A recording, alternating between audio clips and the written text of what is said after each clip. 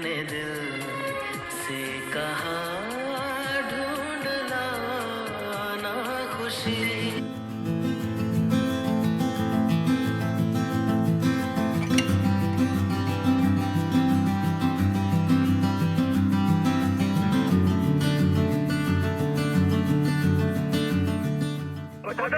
याद कर लो, लिख लो, बोल तो जितना मजा लेना है ले ले।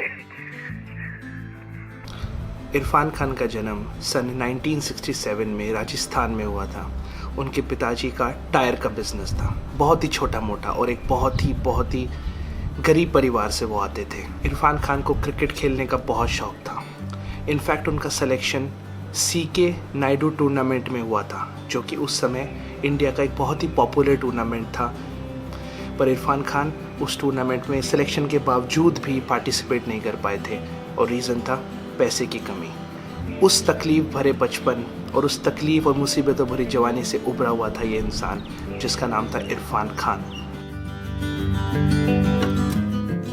जो कि लेजेंड था बॉलीवुड इंडस्ट्री का, और एक बहुत ही शानदार अदाकार, ना सिर्फ हमारे देश में बल्कि पूरी दुनिया भर में।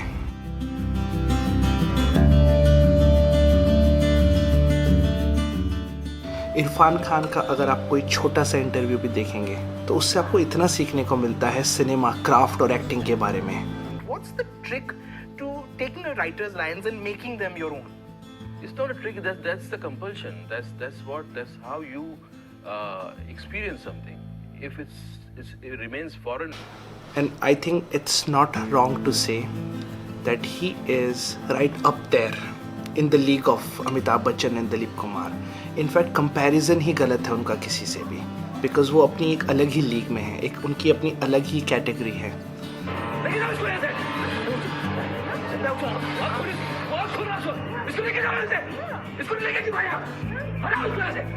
दो चीज़ें जो शुरू से उनके साथ रही हैं वो था कॉन्फिडेंस और दूसरा effortless. He was the most effortless actor I have ever seen. वो स्क्रीन पे जब डायलॉग बोलते थे या कोई इमोशनल सीन करते थे, कभी ऐसा महसूस नहीं होता था कि वो एक्टिंग कर रहे हैं। ऐसा लगता था कि आपके बीच में बैठा हुआ एक इंसान है जो कि अपने इमोशंस को आपसे शेयर कर रहा है। वो थी पावर ऑफ एक्टिंग और वो थी power of cinema of Irfan Khan. My life is Hindi, but my wife is English. Also, he is the only and only Indian actor जिसने अंतर्राष्ट्रीय मेन स्ट्रीम सिनेमा में अपनी पहचान बनाई। Jurassic Park, Spiderman, Life of a Pi जैसी main stream Hollywood movie की। हमारे यहाँ के काफ़ी एक्टर्स ने बाहर काम किया है, पर कभी भी कोई मेन स्ट्रीम सिनेमा की कोई बड़ी मूवी में नहीं आ पाया, और वो काम किया सिर्फ और सिर्फ इरफान खान से।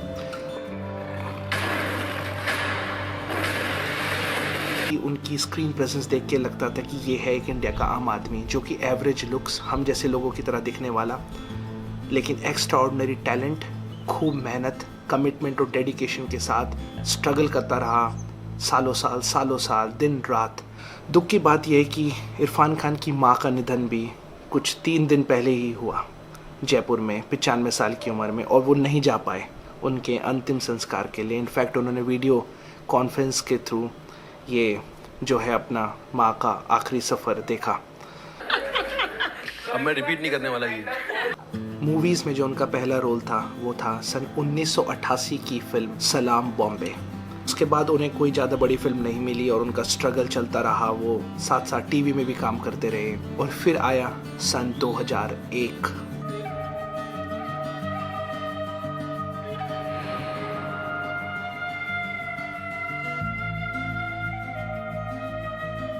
जब उन्हें ब्रिटिश फिल्म द वॉरियर में एक बहुत ही महत्वपूर्ण किरदार निभाने को मिला, और तभी से अंतर्राष्ट्रीय सिनेमा में इरफान खान का नाम चर्चा में रहता था। उनकी एक्टिंग के सब लोग फ़ैन थे। जो 2 फिल्में जिन्होंने उनकी पूरी लाइफ और करियर ही बदल दिया, वो थी सन 2003 में रिलीज़ हुई हासिल और सन 2004 में रिलीज़ हुई फिल्म मकबूल।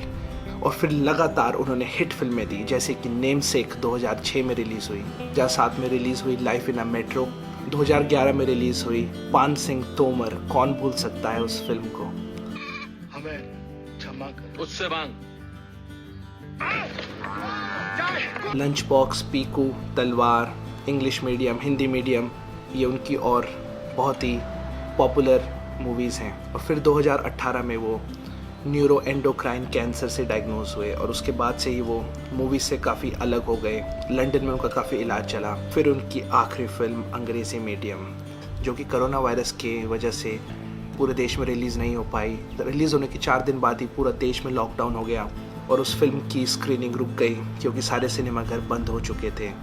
तो ये 2 चीज़ें हैं जो मुझे लगता है जो उनको अंदर से लास्ट मिनट में थोड़ा दुखी कर रही होंगी। एक अपनी माँ के साथ आखिरी क्षण में ना होना लॉकडाउन की वजह से, और दूसरा उनकी आखिरी फिल्म कैंसर से उभरने के बाद इतनी मेहनत करके जो उन्होंने फिल्म बनाई वो भी ढंग से रिलीज़ नहीं हो पाई और रिलीज़ होने के 2-3 दिन बाद ही उसकी स्क्रीनिंग रुक गई कोरोना वायरस की वजह से। सो हेल्पलेस फील होता है एक ऐसे टैलेंट के लिए कि लास्ट के कुछ दिनों में उनका ऐसी चीज़ें उनके जीवन में हुई जिन पर उनका कोई कंट्रोल नहीं था।